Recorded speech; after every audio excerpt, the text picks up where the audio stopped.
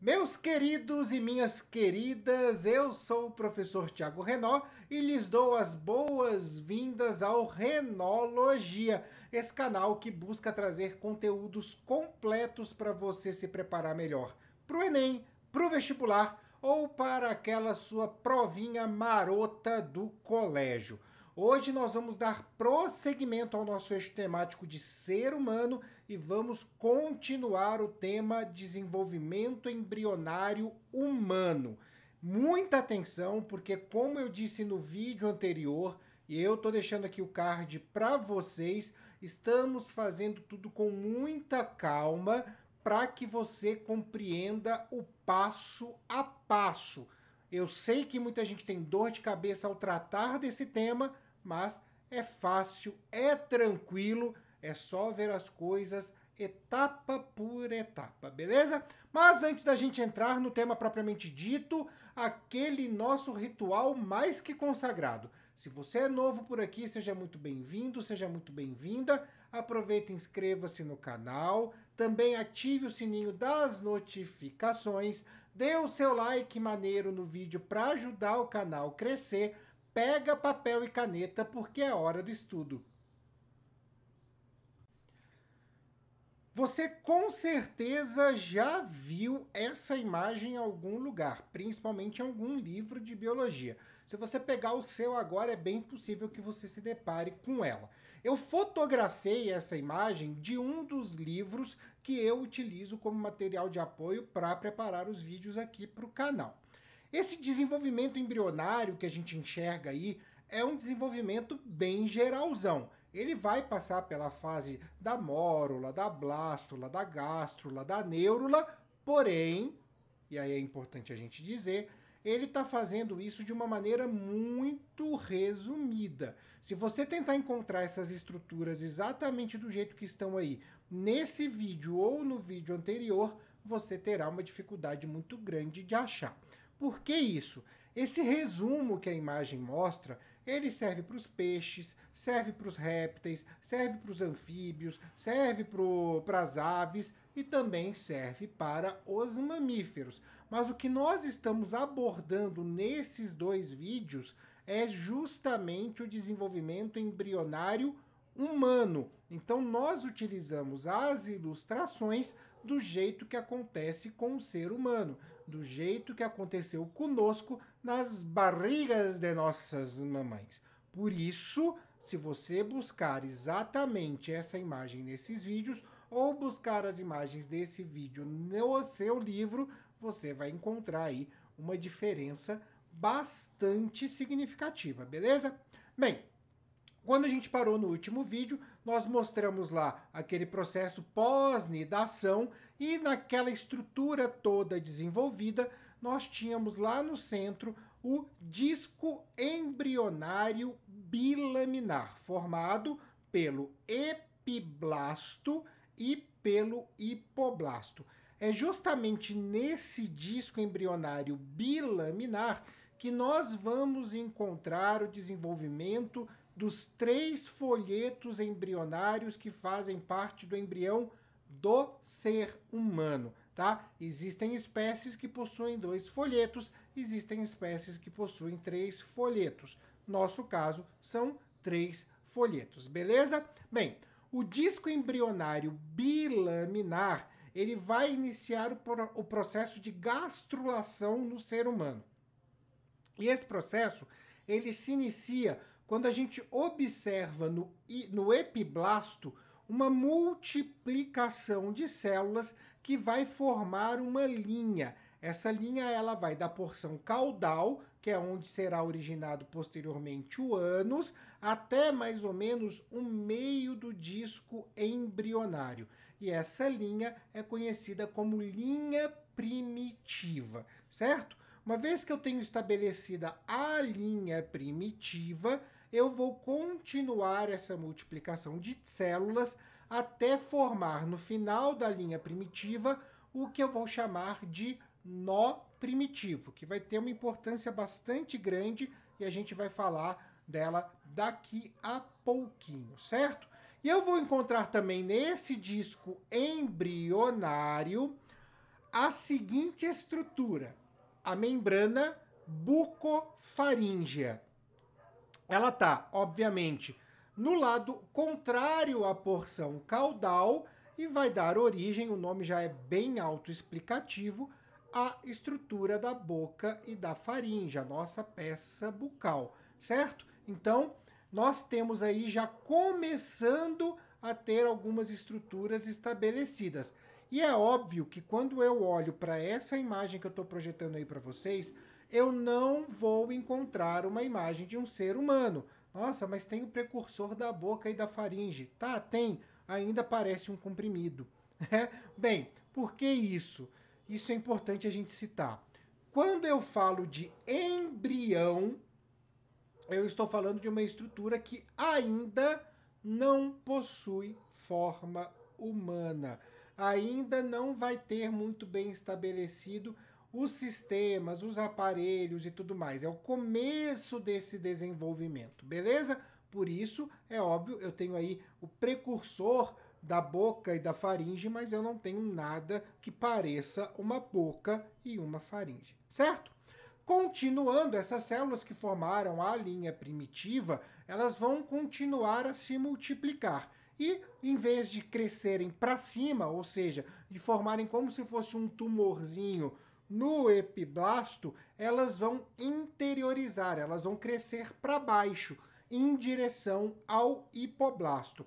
A primeira leva de células que crescer, para baixo, vai forrar aquela estrutura, ou seja, em vez de eu ter uma membrana de células abaixo do epiblasto, que será o hipoblasto, eu terei uma nova membrana. E essa membrana, esse tecido, é a endoderma, que é o nosso primeiro folheto embrionário. Uma vez que eu tiver a endoderma estabelecida, as células vão continuar a se multiplicar do epiblasto, vão continuar indo para baixo em direção ao hipoblasto, mas não vão passar da endoderma e vão se localizar entre a endoderma e o epiblasto. E aí eu vou formar mais uma nova camada de células que eu vou conhecer como mesoderma. E agora, então, muita atenção. Não confundam o mesoderma extraembrionário com o mesoderma intraembrionário. O intraembrionário vai formar você. O extraembrionário está recobrindo toda aquela estrutura. Não confundam. A mesoderma é o nosso segundo folheto embrionário. E aí, então, nós já temos 2 dos 3 formados. Temos a endoderma e temos a mesoderma. Ainda continuamos lá em cima com o epiblasto, e o epiblasto tendo a sua linha primitiva, tendo também o seu nó primitivo. E aí nós vamos encontrar uma importante transformação. As células do nó primitivo também vão se multiplicar em direção àquela camada basal, onde está a endoderma, onde está a mesoderma. E elas vão formar, nesse momento, uma estrutura fundamental para a nossa fase embrionária, fundamental para a nossa classificação, para a nossa taxonomia, que é a notocorda. Nós somos animais cordados, como são os peixes, como são os répteis, os anfíbios, as aves. Tá? Nós somos cordados porque nós temos a notocorda, principalmente na nossa fase embrionária. Então, está aí a estrutura que nos classifica na taxonomia como cordados, animais cordados. Beleza? Bem, uma vez que eu tenho lá a notocorda, eu vou ver as células do epiblasto se transformarem no meu terceiro folheto embrionário. Esse terceiro folheto é a ectoderma. E agora, então, eu tenho os meus 3 folhetos. Então, aquele disco bilaminar que eu tinha se transformou num disco trilaminar. Esse disco trilaminar é formado pelos meus 3 folhetos embrionários, endoderma, mesoderma e ectoderma. O hipoblasto continua lá, abaixo da endoderma. Beleza? Bem, Quando eu olho para isso, eu vou observar, obviamente, a transformação durante os próximos meses desses folhetos embrionários em estruturas do nosso organismo. Então eu tenho os 3 folhetos mais a notocorda. A endoderma, ela vai se transformar no nosso trato digestório, no pâncreas, no fígado, outras coisas também. Eu estou fazendo aqui uma visão geral. A mesoderma vai se transformar nos ossos, nos músculos, vai se transformar no sistema cardiovascular.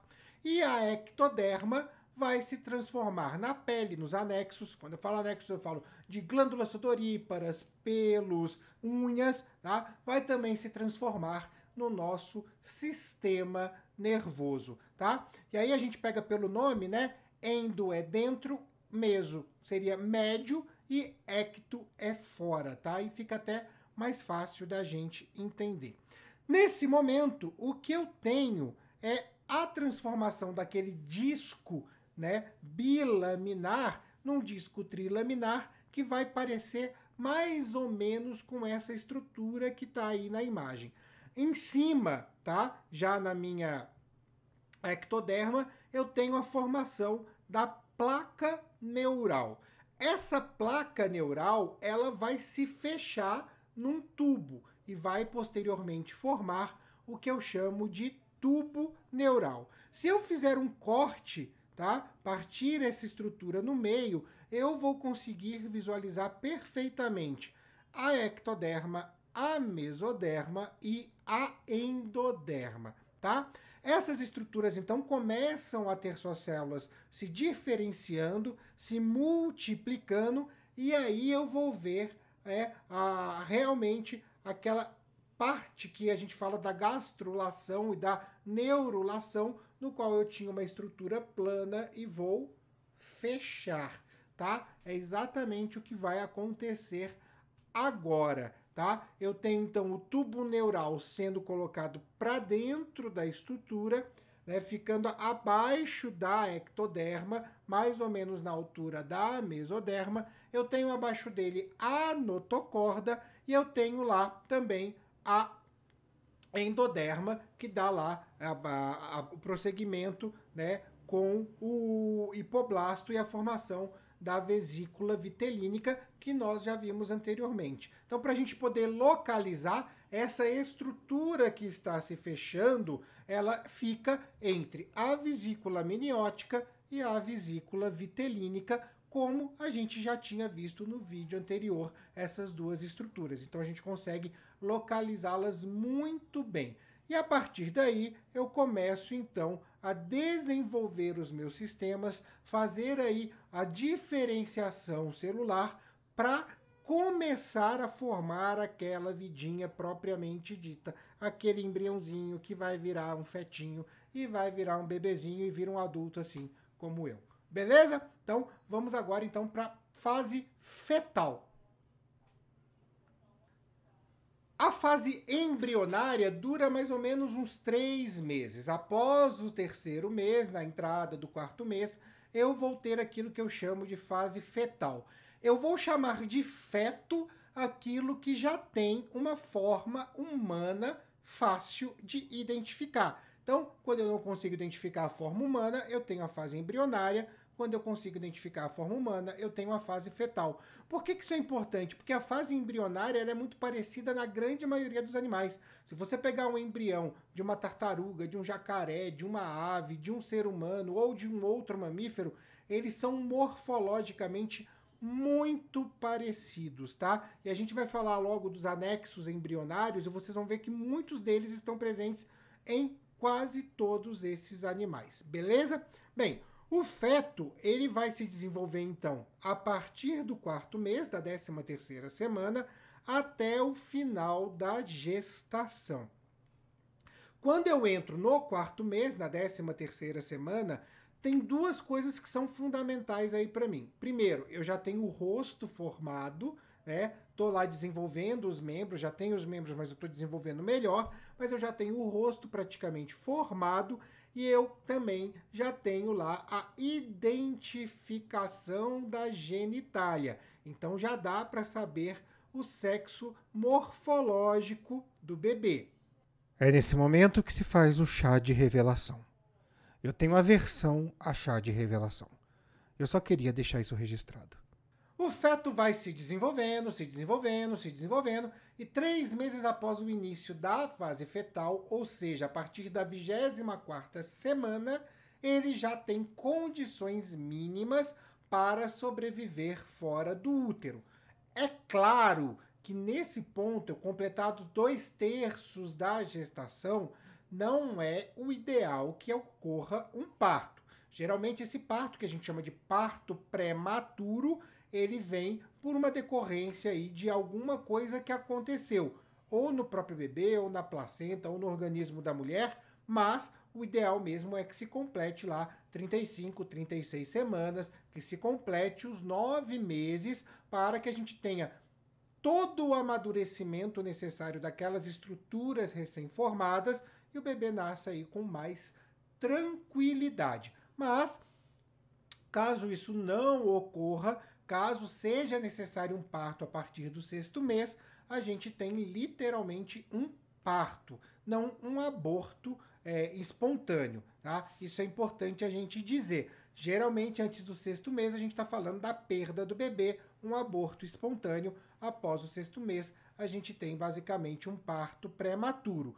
Claro, pode-se perder o bebê após o 6º mês? Pode, por uma série de questões também, tá? Mas a chance de sobrevida nesse caso, porque já tem estruturas suficientes para poder viver fora do útero, é bem maior, tá bom? Agora que nós já entendemos, porque não dá para ficar detalhando muito a fase fetal, porque afinal de contas é mais uma questão de amadurecimento das estruturas, a gente vai falar um pouquinho dos nossos anexos embrionários. Os anexos embrionários são estruturas fora do embrião que auxiliam o processo de gestação. As duas primeiras são formadas lá na fase da blastulação, quando a gente forma o disco bilaminar, né, o disco embrionário bilaminar, e eu estou falando então do saco vitelínico e também do saco ou bolsa amniótica, também conhecido como amnion. Essas duas estruturas a gente viu no vídeo passado como saco vitelínico primitivo e vimos também como saco amniótico primitivo. Bem, o saco vitelínico ele vai ter uma função de nutrição desse embrião enquanto a gente não tem o estabelecimento da placenta. Então, para nós, seres humanos e os outros animais placentários, ele tem uma ação de curto período, tá? Diferente do que a gente vai ver nos animais ovíparos, né? O ovo, ele tem lá o seu saco vitelínico maior, a formação do vitelo, para nutrir praticamente o embrião durante todo o desenvolvimento embrionário. Aqui, para nós, ele serve como uma reserva, né? Um tira-gosto, enquanto a placenta não chega. Depois disso, né, depois que a gente tem lá o desenvolvimento da placenta, começa a ter outras fontes de nutrição do bebê, esse saco vitelínico ele vai se incorporar ao intestino primitivo do embrião, beleza? Bem, já a bolsa amniótica, o saco amniótico ou o amnion, ele é uma bolsa repleta de líquido, que é o líquido amniótico, e vai ajudar a simplesmente proteger o embrião de choques mecânicos. Quando eu falo choque mecânico, eu não estou falando de choque elétrico, né? Afinal de contas, o embrião não vai enfiar o dedo na tomada, né? E se a mãe enfiar o dedo na tomada, o bebê vai sentir. Eu estou falando de choque mecânico, que é literalmente pancada, né? Que é literalmente colisão, qualquer coisa desse tipo. Beleza? O saco amniótico é justamente aquilo que estoura na hora do parto, né? O famoso minha bolsa estourou. Quando a gente fala disso, a gente está falando do saco da bolsa amniótica, beleza? E aí todo o líquido amniótico começa a escorrer. Não vai todo não, ainda fica um pouco, mas é o sinal que o parto está se aproximando. Olha que coisa linda. Ainda nós temos outros anexos que são importantes.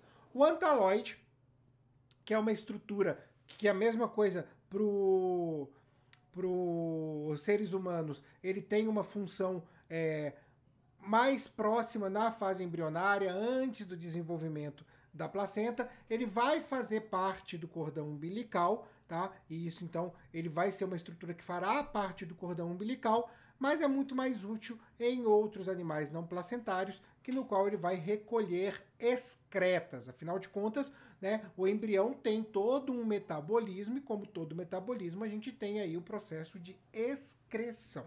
Temos também o córion, que é uma membrana muito vascularizada, que vai, né, envolver o embrião e ela vai auxiliar também na formação da placenta, vai auxiliar na proteção e na nutrição desse bebê, tá? E também dará origem aí ao cordão umbilical. Ele se liga ao bebê pela estrutura primordial antes do cordão umbilical e depois ele vai acabar fazendo parte desse cordão também. E temos a placenta. E somos animais placentários e essa estrutura é importantíssima para o nosso desenvolvimento embrionário, tá? Porque ela vai ser a responsável pela nossa nutrição, pela nossa respiração e aí um monte de outras funções. A placenta, tá? Muito importante falar isso, ela é basicamente uma estrutura que vem da fusão do córion, que a gente acabou de falar, com o endométrio, aquele tecido de dentro do útero que é descamado na menstruação, quando não chega lá um zigotinho, né? Quando não ocorre o processo de fecundação. Então, basicamente é isso. A placenta é uma fusão do córion com o endométrio. Eu sou a placenta Super Saiyajin nível 2! Ah! Eu vim da fusão do córion e do endométrio! Para finalizar os nossos anexos, nós temos aí o cordão umbilical. E agora muita atenção para falar dessa estrutura fundamental. Ela vai ligar o nosso embrião, o bebê, com a placenta da mãe. Isso é o que fará o cordão umbilical. Na sua estrutura, nós vamos encontrar duas artérias e uma veia. A gente tem muito, eu já falei isso aqui no canal em outro vídeo, a gente tem muita ideia de achar que a artéria leva nutrientes e a veia leva excretas, mas não é bem assim, tá? O que a gente tem que entender é que a veia, ela vem de um processo de sugar, né? O coração suga o sangue pela veia e ele empurra o sangue pela artéria. Tá? Isso é o fundamental para a gente entender o cordão umbilical. Como quem está respirando e está se alimentando é a mãe, o sangue da mãe, o sistema cardiovascular da mãe, deposita na região da placenta, né, faz difundir na região da placenta o oxigênio e os nutrientes.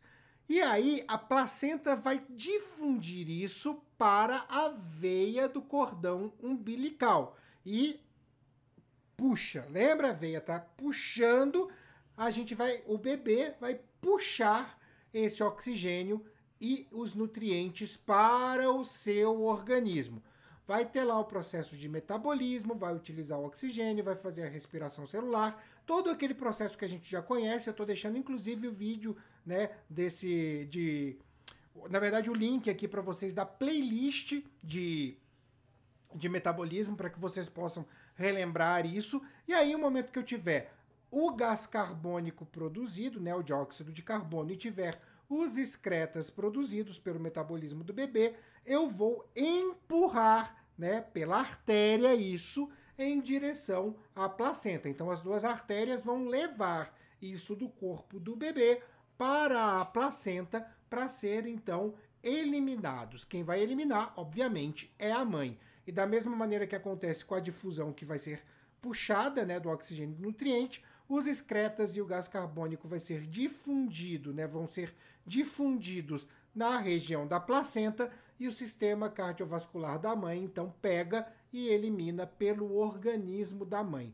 A placenta, ela é importantíssima nesse caso, porque ela vai fazer a intermediação daquilo que está no cordão umbilical e daquilo que está no sistema cardiovascular da mãe.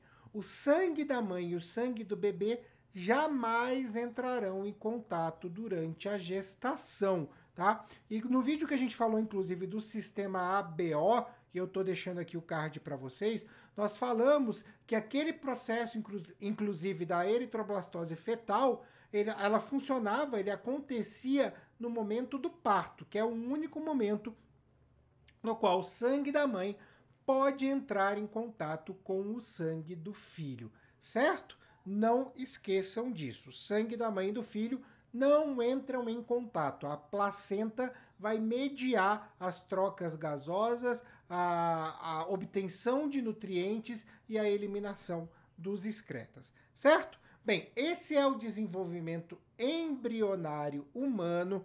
Eu sei que é um tema difícil, é um tema longo, é um tema com muitos nomes, é um tema com muitas etapas, mas eu tentei colocar aqui para vocês de uma maneira bem resumida e bem sistematizada, para que vocês possam entender de onde se origina cada um dos processos, beleza? Espero ter conseguido, espero ter ajudado, certo? Bem, então eu deixo aqui o recadinho final para que você siga a gente lá no @Renologia no Instagram e no Twitter. Também temos o Renologia no TikTok, né, essa rede social dinâmica pra caramba, tá? Sempre com um videozinho lá, lembrando alguns tópicos de biologia para você estudar. Eu vou ficando por aqui, deixo meu grande beijo a todos e a todas e até a próxima.